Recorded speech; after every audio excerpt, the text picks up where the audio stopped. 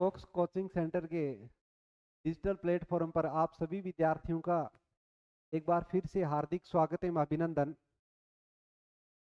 आज का सेशन बहुत ही महत्वपूर्ण रहने वाला है, क्योंकि आज के सेशन में हम बात करने जा रहे हैं शिक्षण विधि के ऊपर।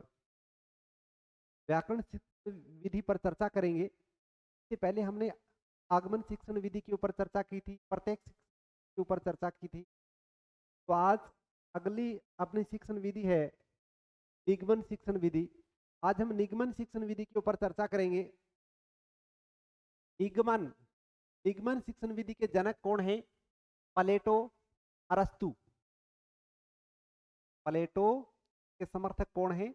अरस्तु। हाँ, वहां प्लेटो आए तो प्लेटो सही करना है, अगर अरस्तु आ जाए तो अरस्तु को भी निगमन शिक्षण विधि का जनक मानना है। इससे पहले हमने पढ़ा था आगमन शिक्षण विधि। तो आगमन शिक्षण विधि के जनक कौन है? आगमन शिक्षण विधि के जनक है अरस्तु। आगमन शिक्षण विधि के जनक कौन है? अरस्तु है। निगमन शिक्षण विधि नाम से स्पष्ट हो रहा है, नी पहले आ रहा है, तो इसमें पहले क्या बतलाई जाते हैं? नियम बतलाई जाते हैं। निगमन शिक्षण विधि बच्चों के सामने पहले नियम, परिभाषा, सिद्धांत, नियम को, परिभाषा को, सिद्धांत को पहले ही बतला दिया जाता है। उसके बाद उदाहरण बतलाए जाते हैं। आगमन शिक्षण विधि हमने पढ़ी थी। आगमन शिक्षण विधि में पहले उदाहरण स्पष्ट किए जाते हैं बच्चों के सामने। तो आगमन शिक्षण विधि के प्रणेता जनक कौन है? अरस्तु हैं। निगमन शिक्षण विधि के जनक कौन है? प्लेटो और अरस्तु। हाँ, संस्कृति व्याकरण के अनुसार निगमन शिक्षण विधि के जनक कौन है? पाणिनि। कौन है? पाणिनि है। और आगमन शिक्षण विधि के कौन है? पतंजलि। आगमन शिक्षण विधि के जनक कौन है? पतंजलि है। आगमन शिक्षण विधि के जनक कौन है? पतंजलि।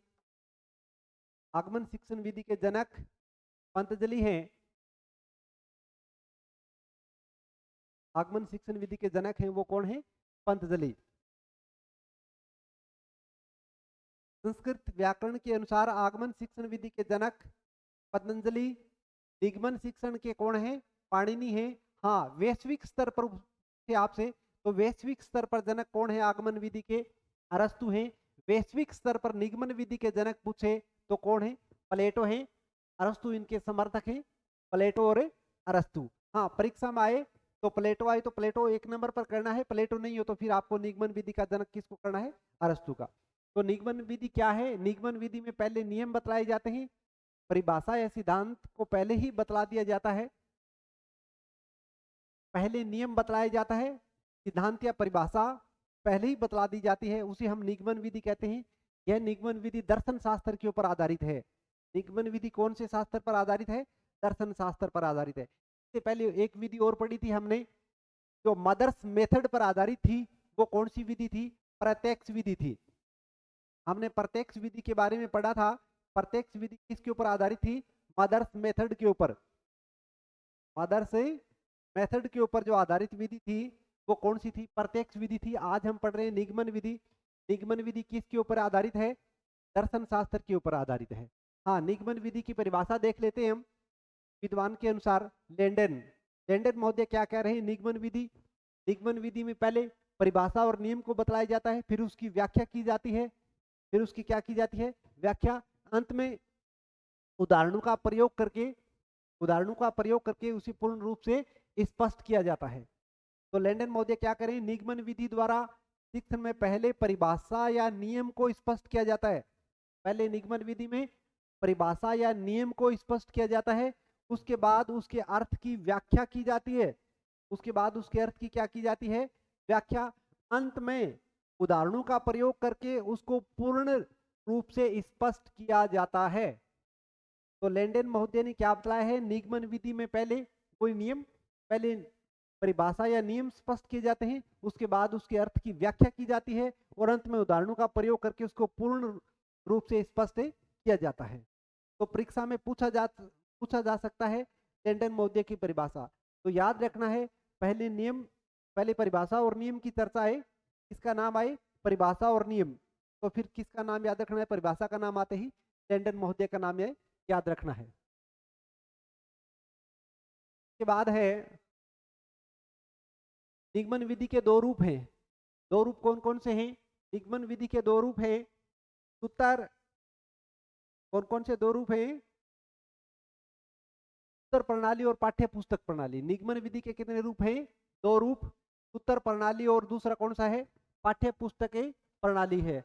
हाँ, आगमन विधि के भी दो रूप हैं, हमने पढ़ा था। आगमन विधि, आगमन विधि के दो रूप हैं,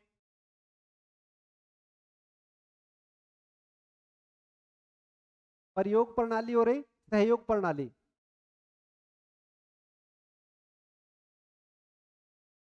प्रयोग प्रणाली और सहयोग प्रणाली।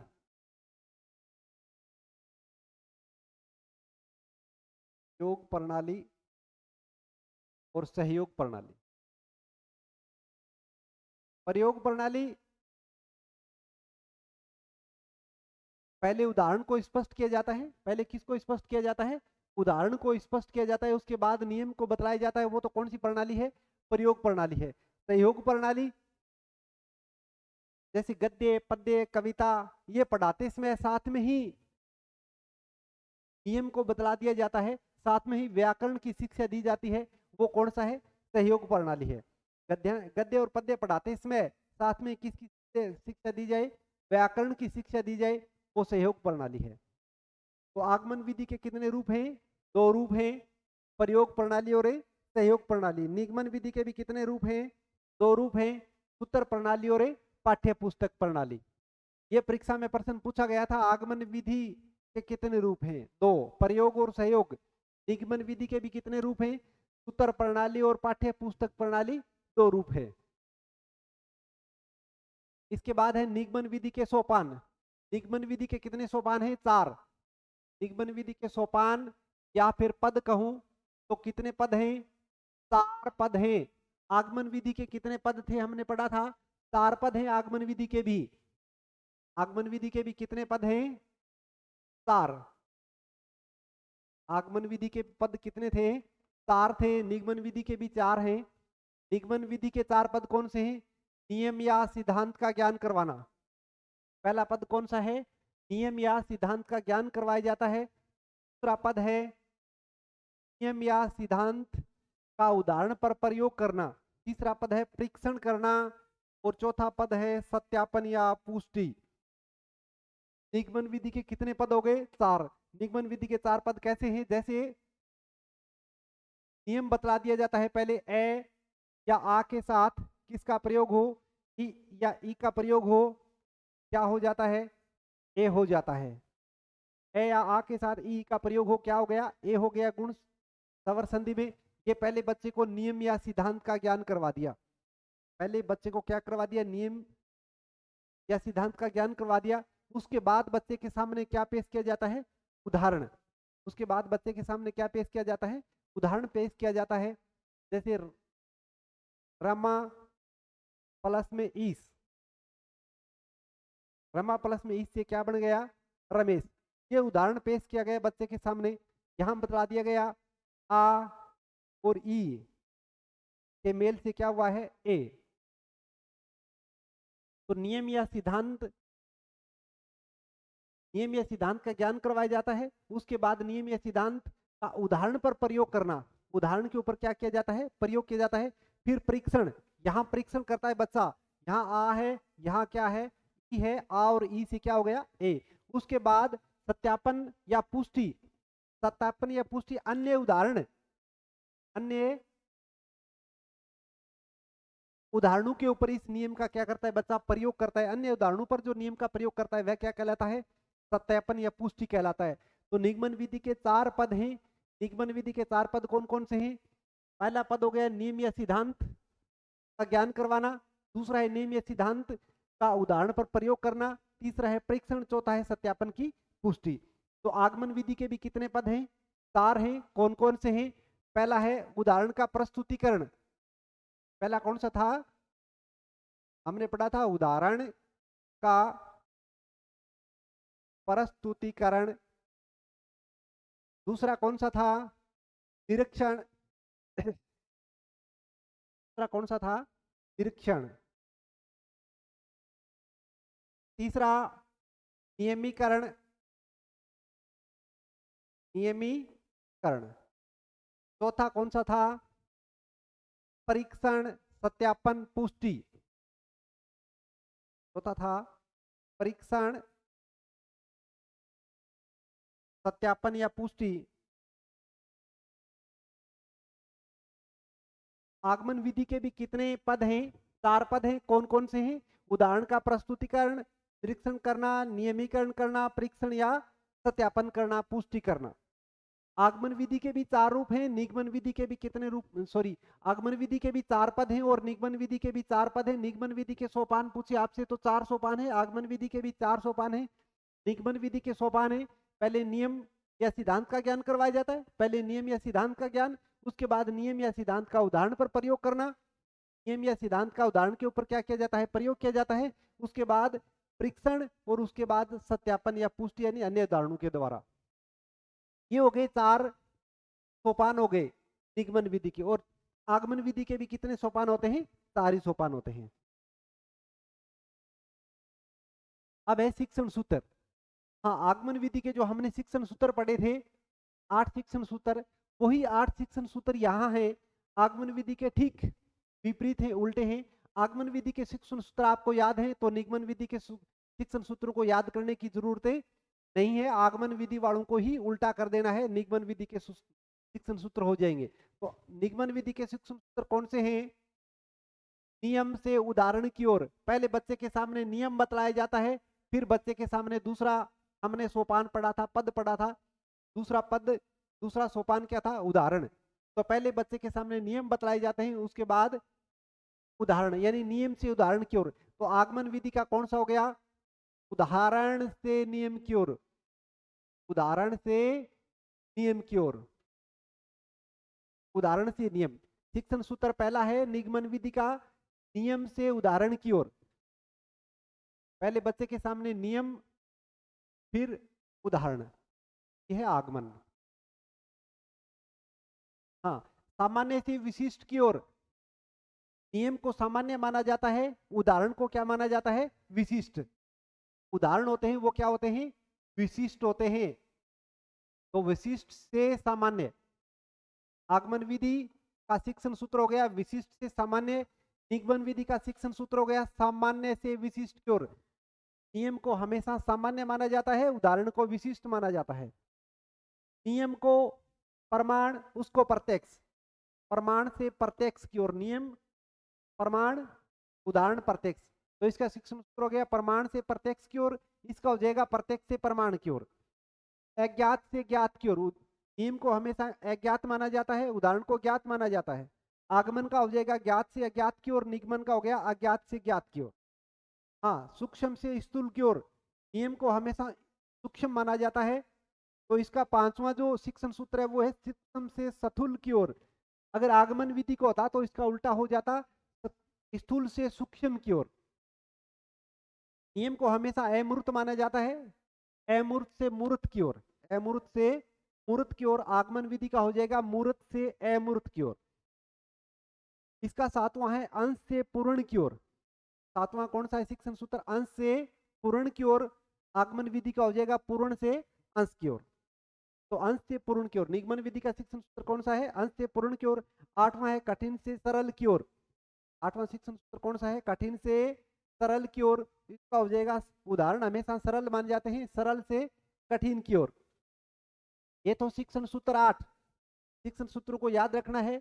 यहाँ शिक्षण सूत्र से ही प्रश्न पूछा जाता है, सीधा ही प्रश्न आएगा। निगमन विधि का शिक्षण सूत्र है, वहां आपके सामने ऑप्शन आएंगे 4।